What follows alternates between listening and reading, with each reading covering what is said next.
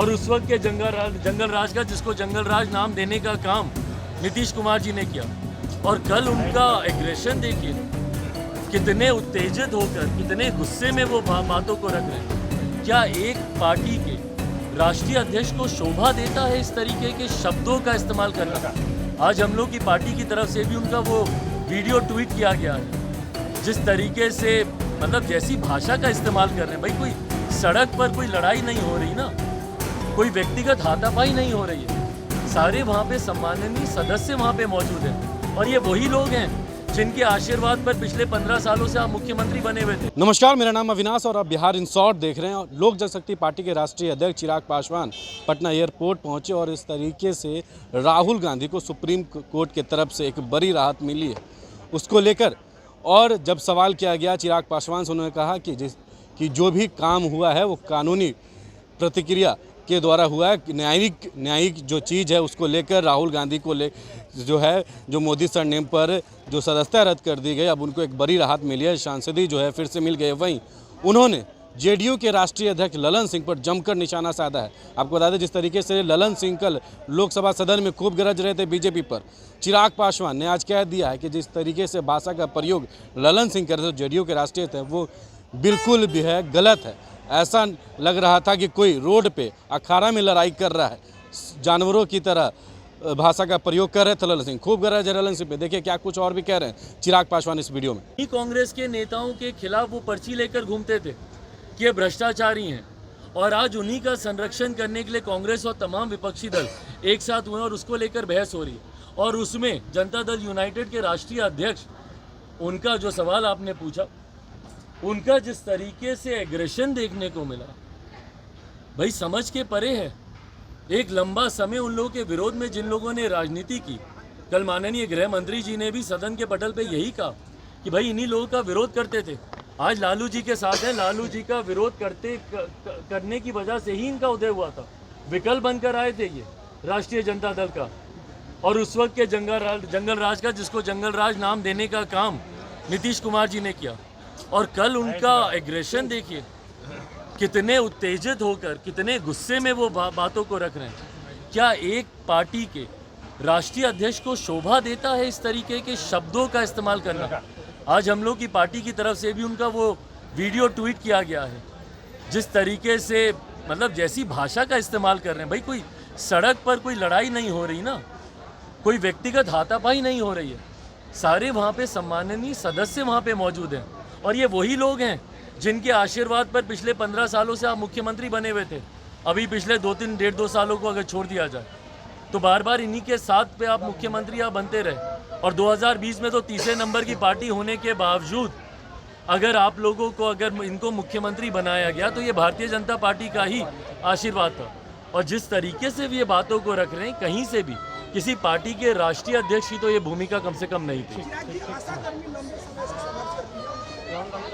भाई हम लोग पूरी तरीके से आशीर्वाद के हर मांगों के साथ, हर मंच पर हम लोगों ने उनकी समर्थन में उनकी मांगों को हम लोगों ने उठाने का काम किया। जहां तक संभव पड़ेगा उनके हक अधिकारों की लड़ाई लोक जनशक्ति पार्टी नामविलास मजबूती से लड़ी। ये न्यायिक प्रक्रिया का हिस्सा है।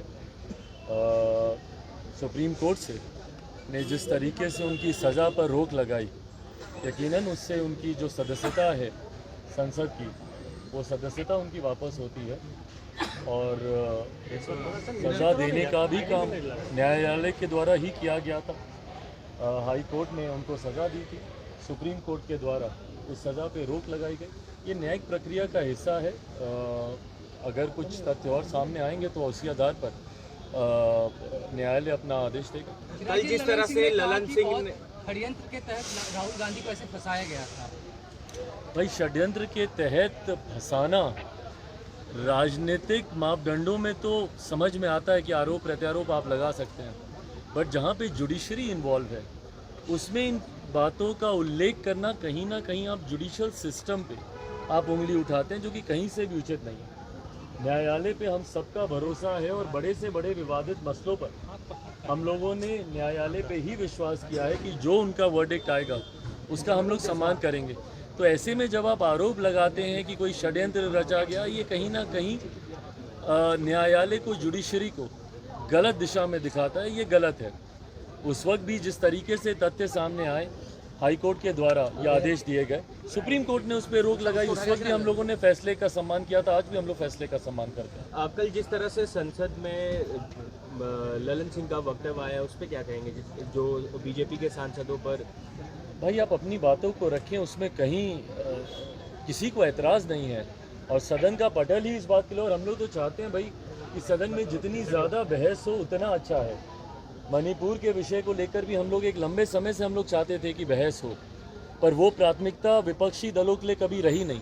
मणिपुर को लेकर नियम में आप फंसाते रहे कि प्रधानमंत्री जब तक जवाब नहीं देंगे या फलाना नियम के तहत जब तक चर्चा नहीं होगी, और अंतोगत्वा अविश्वास प्रस्ताव लेकर आया गया। और मुझे लगता है देश के इतिहास में, ये इतिहास की किताबों में दर्ज किए जाने वाला विषय है कि देश के इतिहास में पहली बार एक ऐसा अविश्वास प्रस्ताव लेकर आया जो सरकार को अस्थिर करने के लिए नहीं, जो इस सोच के साथ नहीं कि सरकार के पास मैंडेट नहीं है इसलिए हम लोग अविश्वास प्रस्ताव लेकर आ रहे हैं, बल्कि सिर्फ और सिर्फ मौजूदा प्रधानमंत्री जी को बोलने के लिए बाध्य करने की सोच के साथ इस अविश्वास प्रस्ताव को लाया गया। इस अविश्वास प्रस्ताव को और कोई कारण ही नहीं है लाने का, सिर्फ आप प्रधानमंत्री को बाध्य करना चाहते थे बोलने के लिए, इसलिए आप ये अविश्वास प्रस्ताव लेकर आए। सबसे पहले तो ये नियमों का दुरुपयोग है और ये गलत है, ये अनुचित है।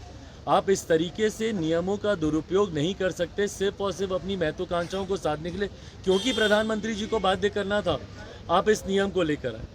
बट बहरहाल जब ये नियम आ गया उसके बाद सदन को नहीं चलने देना, जब इस बात को चेयर ने स्वीकार कर लिया, 8 तारीख से उस पर चर्चा होनी है, 10 तारीख को प्रधानमंत्री जी जवाब भी देंगे, उसके बाद जब आप सदन को नहीं चलने देते हैं, ये विपक्ष की मानसिकता को दर्शाता है कि सिर्फ राजनीति करने के उद्देश्य के साथ विपक्ष इन तमाम मुद्दों को उठाती तो है पर उस पर समाधान की अपेक्षा ये लोग नहीं रखते हैं।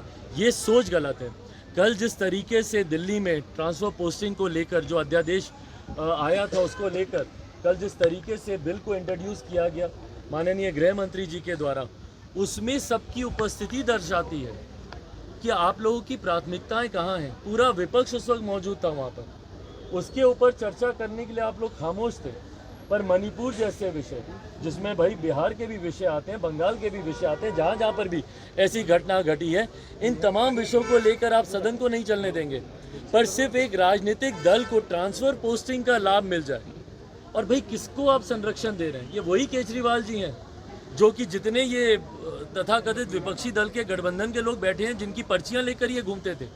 आज कांग्रेस के लोग जो तो आपने सुना लोक जनशक्ति पार्टी के राष्ट्रीय अध्यक्ष चिराग पासवान साफ तौर पे कह रहे हैं कि जो लोग गुंडा राज कहते थे और गुंडा राज के खिलाफ जो लड़ाई लड़ रहे थे, आज उन्हीं लोगों के साथ कांग्रेस के साथ मिलकर जदयू जो है काम कर रही है बिहार में। और बीजेपी ही जो ऐसा पार्टी है जिसके देन से उतने दिन से मुख्यमंत्री बने थे नीतीश कुमार, 1-2 साल को छोड़ दे, और आज उन्हीं लोग पे खूब बोलते हैं। उस सदन में जहां राष्ट्रीय अध्यक्ष ललन सिंह बोल रहे थे वहां देश के सम्मानित व्यक्ति बैठते हैं, और वहां ललन सिंह के इस तरीके का बयान और इस तरीके का जो लहजा था वो ये दर्शा रहा था कि कहीं रोड पे कोई झगड़ा कर रहा है या रोड अखाड़े पर किसी का लड़ाई हो। और जिस तरीके से सुप्रीम कोर्ट ने राहुल गांधी पर राहत दिखाई है उसको लेकर उन्होंने कहा कि न्यायिक तरीके से सब कुछ हुआ और आगे जो भी कुछ होगा वो तथ्य के अनुसार होगा। इस खबर में फिलहाल इतना ही है। वीडियो हमारे यूट्यूब चैनल पर देखना जरूर, सब्सक्राइब करिएगा, हमारे फेसबुक पेज को भी फॉलो करिएगा। आपका बहुत बहुत धन्यवाद।